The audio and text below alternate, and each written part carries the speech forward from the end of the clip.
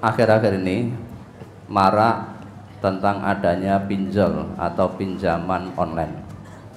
Bagaimana kita menyikapinya dan bagaimana menurut hukum Islam? Riba, dilaknat, askabunar, penghuni neraka, apalagi ini pinjol, pinjaman online, ini bunga berbunga, dan kejam sekali penagihnya ini. Yang saya tahu seperti itu pinjol itu. Apa ada tuh pinjol syariah? Maka Bapak Ibu hati-hati ya, hati-hati sekali. Dijaga putra-putrinya. Karena semuanya pegang Android sekarang. Dan tawaran pinjaman online ini mudah sekali.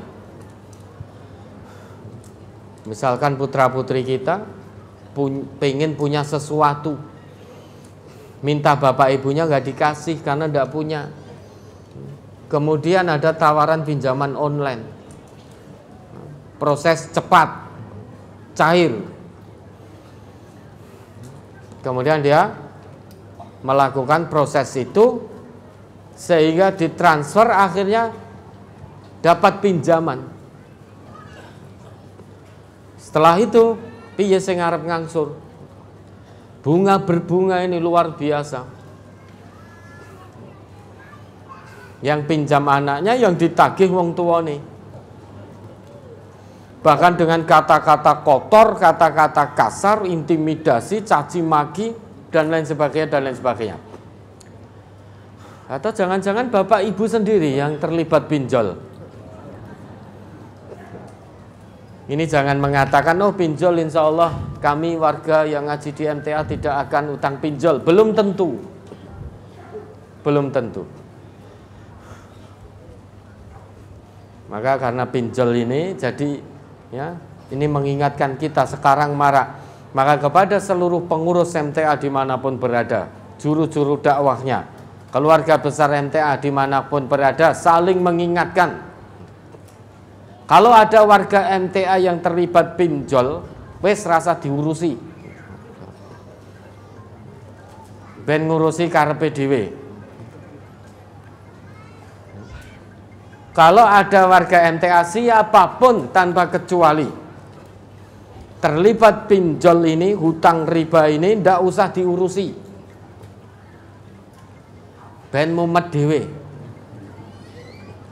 Nanti kalau diurusi tuman,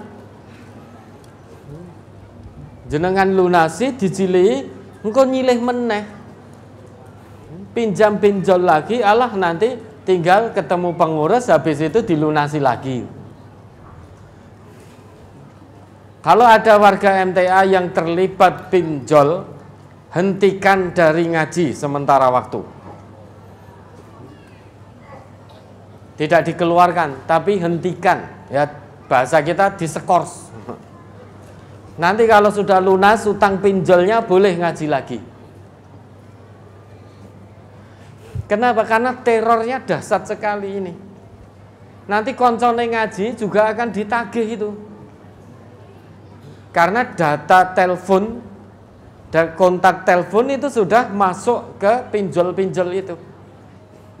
Oh iki sopo, oh yang penting iki ada nomor teleponnya. Dia akan teror juga konco-koncone ngaji nanti. Maka warga MTA kalau ada yang terlibat pinjol, hentikan, dilereni sementara dari ngajinya. Nanti kalau hutangnya sudah lunas, maka boleh ngaji lagi. Di-off-kan sementara waktu.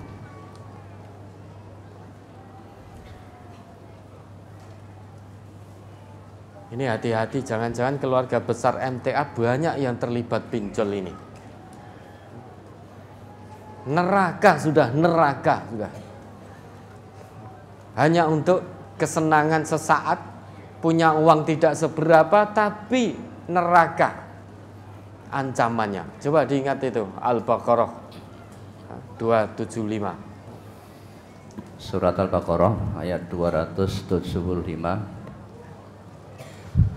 Alladzina ya'kuluna ar-riba la yaqumuna illa kama yaqumul ladzi yatakhabbathu asyaitanu minal mas. Dzalika bi annahum qalu innamal bai'u mithlur riba wa ahallallahu al-bai'a wa harrama ar-riba faman ja'ahu mau'izatun mir rabbih fantaha falahu ma salaf wa amruhu ilallah wa man 'ada faulaika ashabun nar hum fiha khalidun. Orang-orang yang makan atau mengambil riba tidak dapat berdiri melainkan seperti berdirinya orang yang kemasukan setan lantaran tekanan penyakit gila. Nah, berhenti di sini dulu. Orang yang terlibat ribawi, baik yang memberi utang riba maupun yang utang riba, pi padha kabeh kaya wong edan. Dia berdirinya sempoyongan. Yang memberi hutang, pinjol-pinjol tadi, dia akan nagihnya seperti itu. Kasar sekali, mencaci maki, bingung kesana kemari kabeh ditelponi. Kontak HP yang terkait dengan nasabah pinjolnya ditelponi kabeh. Kebingungan seperti orang gila, sempoyongan, tidak bisa berdiri jejeg. Yang utang juga demikian. Ada telepon takut, di rumah takut, karena banyak tamu tak diundang di rumah, dan yang datang bergantian. Dari ini pinjol ini, pinjol ini, pinjol ini, pinjol ini, gantian sing teko. Dan di depan rumahnya bengok-bengok, weh sahure, ngutangmu di sahur. Delalah yang pinjam perempuan. Kalau tidak bisa bayar, jual diri saja. Tetangganya krungu kabeh, memang sengaja dipermalukan. Maka beberapa waktu lalu ada berita seorang perempuan masih muda terlibat pinjol, hutangnya hanya 3 juta, tagihannya itu sampai 20 juta atau 26 juta, itu lupa saya. Akhirnya depresi, ya sudah gantung diri. Gara-gara pinjol gantung diri.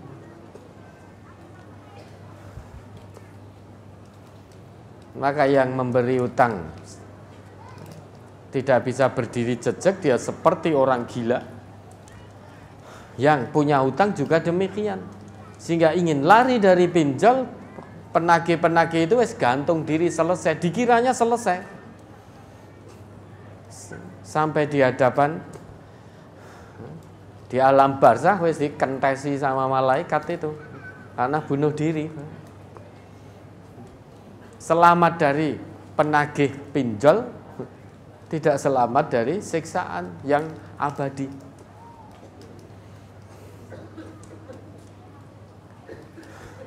Dan orang MTA pasti sudah tahu karena ngaji bahwa riba ini, yang mengharamkan riba bukan saya, tetapi siapa menurut ayat ini?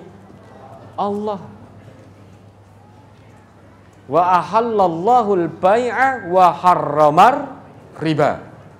Jadi langsung Allah yang mengharamkan, sang pemilik kehidupan ini, yang maha menguasai jiwa kita. Allah yang mengharamkan langsung. Tidak mungkin keluarga besar MTA tidak tahu ini. Tapi kenapa masih ada yang terlibat riba, apalagi terlibat pinjol? Karena hawa nafsu, ingin tampil gaya, ingin tampil mewah. Belum diberi kemampuan oleh Allah untuk beli mobil, ingin tampil wah-wahan, dia hutang riba, hutang pinjol untuk beli mobil, untuk beli motor. Kulitnya mentereng, kulitnya gagah luarnya, hatinya remuk, nangis itu dalamnya. Kelihatannya dohirnya nyupir mobil. Hujan gak kehujanan, panas gak kepanasan. Tetapi hatinya merintih, hatinya menangis. Besok bayar pakai apa?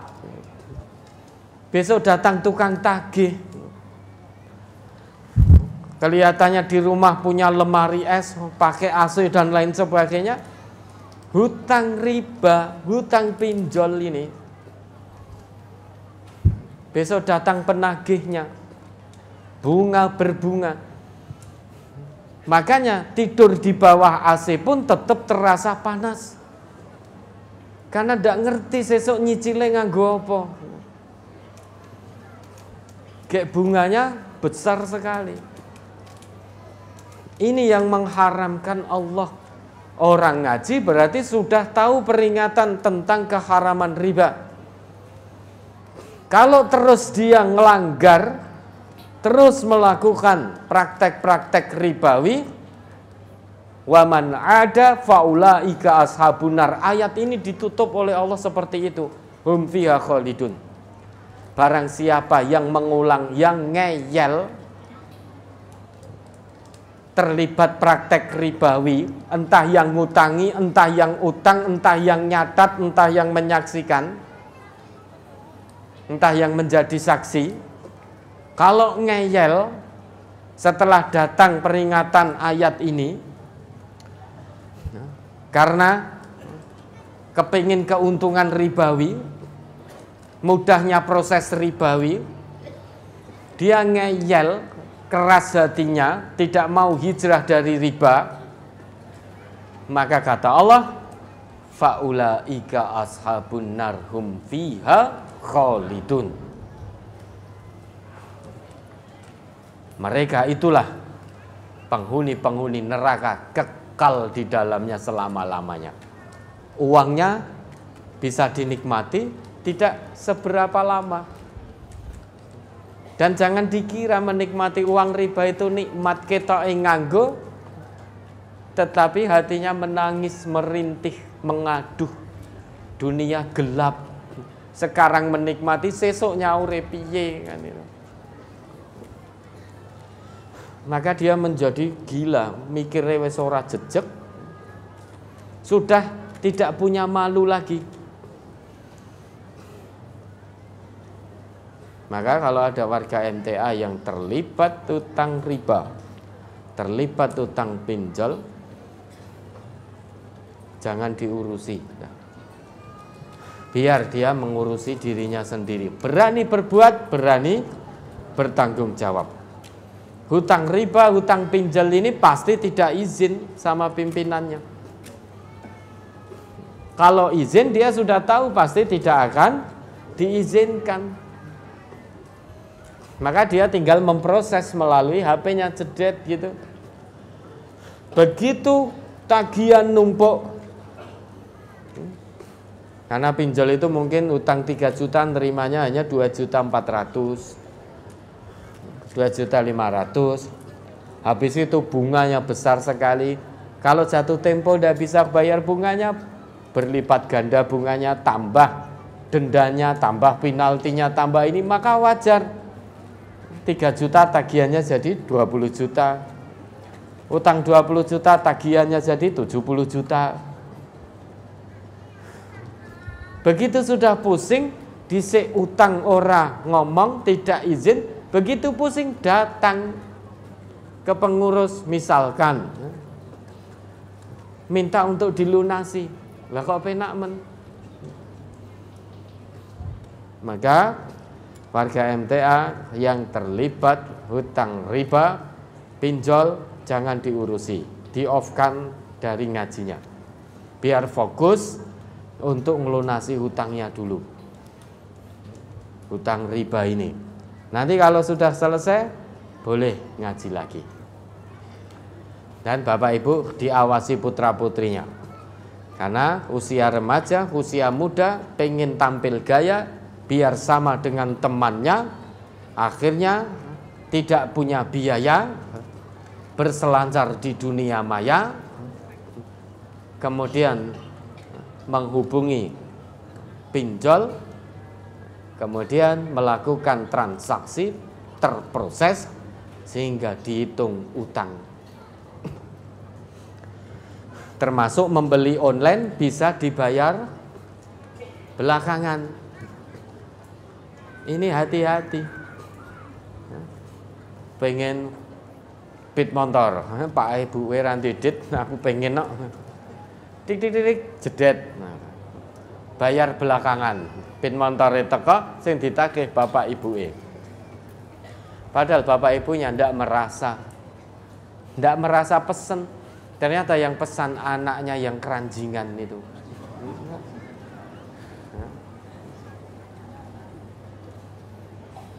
Ada kok ini yang warga ngaji sudah terjual rumahnya, terjual sawahnya, terjual tanahnya gara-gara hutang riba.